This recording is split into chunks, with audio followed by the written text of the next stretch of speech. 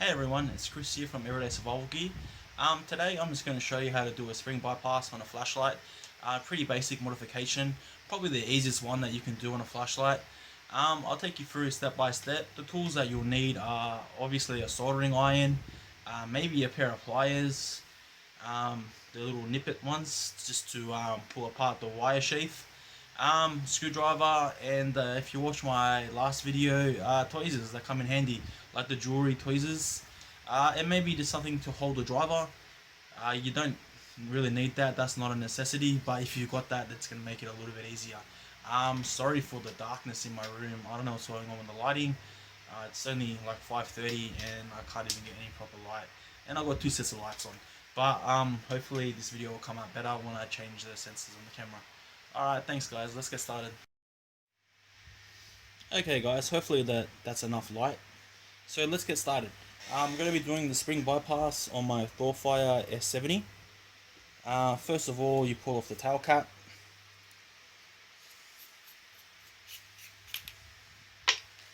And then there we have it. This is going to be what we're working on. So there's a few ways to get these apart. I would suggest buying a pair of pliers like so. Sorry, tweezers. I only discovered these the other day, so I'm still amazed at how easy that they work. So look at how easy that came out. First time I've ever done it. So basically you want to remove the retaining ring from around the spring.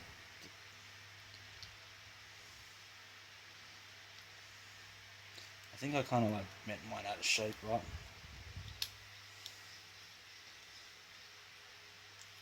Should come off fairly simple. That's pretty much off on mine. Yep, that's off. So this retaining ring sits around the button. So I run the spring and button, and it's basically there to hold this in. It's also there because you need something to ground onto here. So this connects this whole part. So without this, the flashlight will not work. So you're getting the negative energy coming up, or like whatever. So it earths, and it earths all around here. So this whole piece is one piece, which is why it has to be touching this part here, because it sends the energy back up through the torch. Alright, so we take it out like so. Comes out pretty easy. That's the button. So there's basically two ways of doing this. Either you can leave it like this and just connect the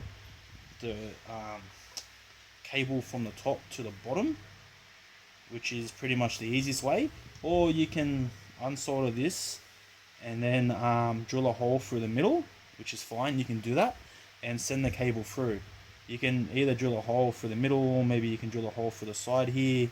It depends how thick the wire is going to be that you want to get through it. And then you connect it to the button, to one of these here, and then that's pretty much the ultimate spring bypass. But I don't know how much performance gain that gives you for that extra work, so I usually only just connect it from here to the bottom here, which is going to already give you a boost, because this is solid copper cable. It's pretty thick gauge. It's rated to handle up to 10 amps, so that's pretty much the easiest way.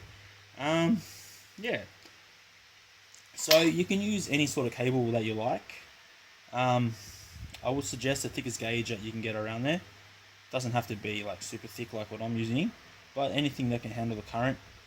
You could use braided copper wire, even whatever you feel necessary to use. That's what you should use.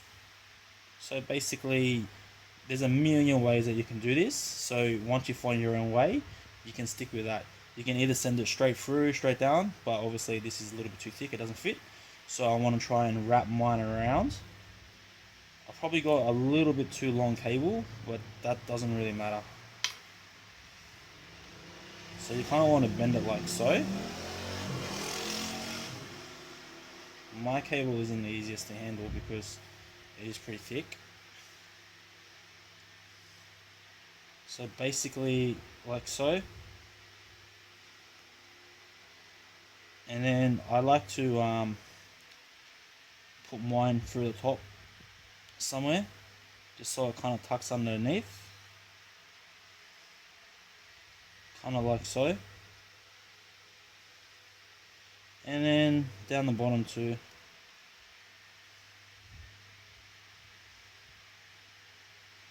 Like so, like I tuck mine underneath somewhere.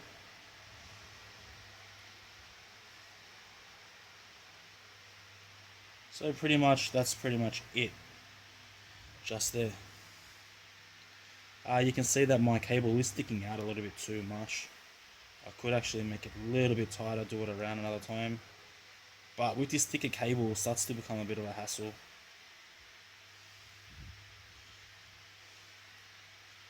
Also, you kind of don't want to have the cable on the inside because the spring still has to compress when you put the batteries in. So you're better off just to wrap it around the outside, unless you're going to be using braided copper. Then obviously it's going to sit straight in the middle, so it doesn't really matter. And that's why I said this might be a little bit too long, but that's fine. This is pretty much the hardest part, is to wrap it around. Alright guys, like seriously, wrapping that wire around is pretty much the hardest thing to do in this whole thing, in this whole tail cap bypass, spring bypass in the tail cap, whichever way you want to call it. Basically, yeah, then we just solder it on. Mine's sticking up a little bit still.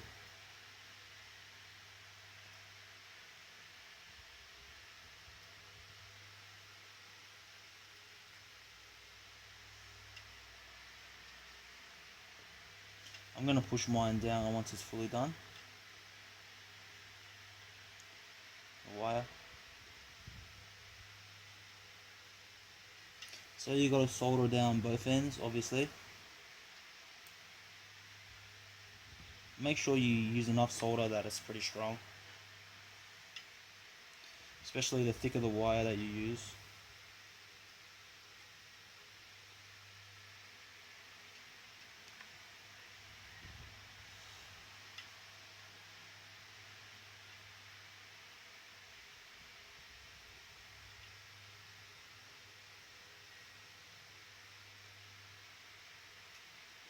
Only reason why I put this much solder is because later on I want to kind of compress this a little bit. So you can see it's on there. That is a fair bit of solder, but careful, it will be hot. I'm not going to proclaim I'm the world's best solderer, but it's on there. And as they say, proof is in the pudding.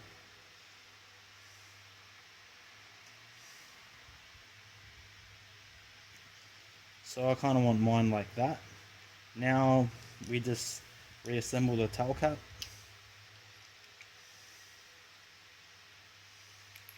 Making sure the cable will be a little bit harder to fit over now, so you might have to kind of bend it like so. So this part always has to be touching this part. The gold silver part has to always be touching this gold silver part. It's copper, but just the color.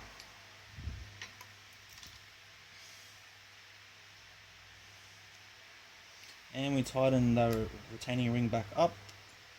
Simple.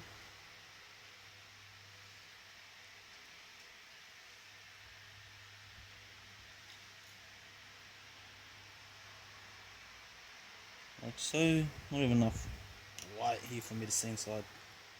That one's done. And we test to see that works.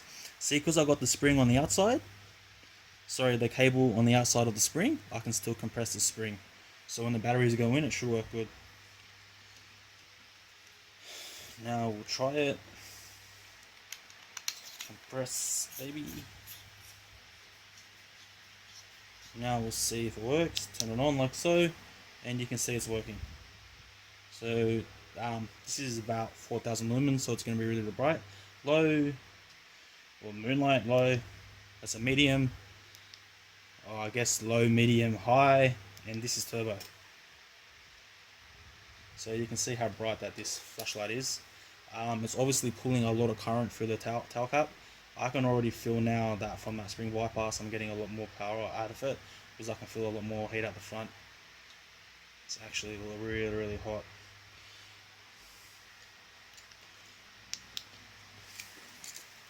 And that's your spring bypass done. I'll just talk for a little bit longer. Alright guys, you can see how long that took. That was easy as. Basically, it's the easiest modification that you can do to a flashlight. Even changing the driver isn't going to be that hard, but this is the easiest one that will give you a power increase.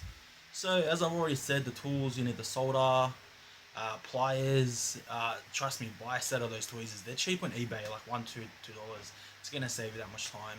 You may need a screwdriver. You can always try and use pliers to get the retaining ring off. That's what I used to do anyway.